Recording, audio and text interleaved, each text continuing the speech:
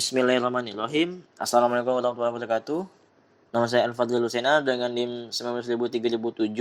Di sini saya akan menjelaskan tentang cita-cita dan gerakan Muhammadiyah pada masa lampau, kemudian cita-cita dan gerakan Muhammadiyah pada masa kini, dan yang terakhir adalah harapan ke depannya untuk organisasi Muhammadiyah. Oke, langsung saja yang pertama yaitu cita-cita dan gerakan Muhammadiyah pada masa lampau. Muhammadiyah adalah gerakan Islam yang didirikan oleh Kiai Haji Ahmad Dahlan pada tahun 1330 Hijriah atau bertepatan dengan tahun 1912. Gerakan ini lahir di daerah Kauman, Yogyakarta. Itu sebuah kampung di samping keraton Yogyakarta. Keadilan Muhammadiyah adalah sebuah bentuk perlawanan terhadap praktek Islam yang dianggap keliru. Paling tidak ada dua hal yang dapat menjelaskan kehidupan umat Islam pada masa itu. Yang pertama adalah Islam dipahami sebagai agama ritual yang memberikan keselamatan dunia akhirat. Tetapi ajaran-ajaran Islam diamalkan oleh umat tidak menyentuh persoalan-persoalan sosial kemasyarakatan yang berkembang. Meskipun banyak ahli agama, banyak juga berdiri pesantren, tetapi pengembangan keilmuan Islam hanya berputar-putar pada persoalan ilmu itu sendiri, yang kebanyakan adalah ilmu kebahasaan seperti nahwu, shorof, fikih ibadah, dan masalah-masalah keimanan yang tidak menyentuh problem aktual keumatan. Yang kedua adalah kenyataan tentang ketertinggalan umat Islam dalam bidang sosial, politik, dan ekonomi yang menjadikan umat Islam sebagai umat pinggiran yang tidak ikut menentukan arah perubahan masyarakat.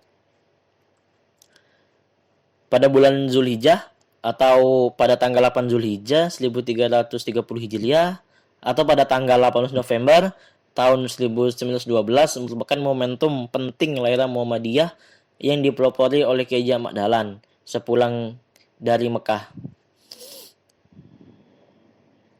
Seiring berjalannya waktu, Kiai Haji Ahmad Dahlan membuat sekolah-sekolah Muhammadiyah mulai dari yang SD sampai universitas. Hal ini dilakukan guna memenuhi cita-cita dari organisasi Muhammadiyah sendiri, yaitu memberikan pelajaran yang mengandung ilmu agama Islam dan pengetahuan umum.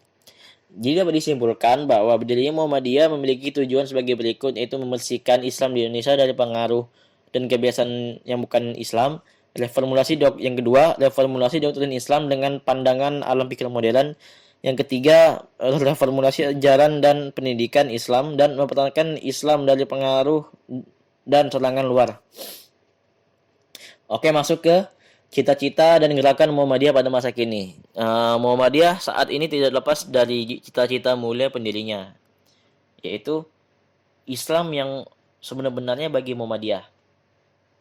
Islam yang sebenarnya bagi Muhammadiyah itu adalah Islam yang mengemukakan rasa kasih sayang terhadap seluruh umat manusia atau rahmatan lil alamin. Dalam implementasinya, Muhammadiyah sampai saat ini masih mengakui bahwa Pancasila adalah bagian dari konsekuensi yang harus dijalankan pemeluk agama Islam sebagai perwujudan dari komitmen kebangsaan. Beberapa tahun belakangan ini Muhammadiyah melakukan berbagai gerakan tentang kemasyarakatan, kebangsaan, atau kenegaraan. Di antaranya sebagai berikut. Yang pertama, Muhammadiyah meluncurkan layanan psikolog gratis warga terdampak corona. Yang kedua, Muhammadiyah gelontorkan 130 miliar rupiah untuk masyarakat terdampak COVID-19.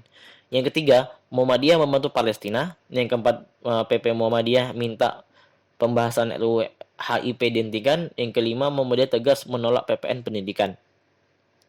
Dan yang terakhir, harapan dan masukan pada Muhammadiyah ke depan. Saya berharap ke depannya Muhammadiyah ini menjadi organisasi yang bisa menjadi pionir organisasi lainnya untuk menyetuskan ide dan gagasan buat negara. Muhammadiyah merupakan organisasi yang juga menjadi saksi bisu perjuangan bangsa Indonesia dan menjadi organisasi yang membantu memajukan Indonesia dari segi pendidikan. Saya berharap Muhammadiyah ini tidak hanya memajukan aspek pendidikan saja, namun turut serta dalam permasalahan segala aspek yang ada di Indonesia dan membantu memecahkan masalah dari permasalahan tersebut. Oke, cukup sekian dari saya. Apabila ada yang salah mohon dimaafkan. Wabillahi taufiq wal hidayah. Wassalamualaikum warahmatullahi wabarakatuh.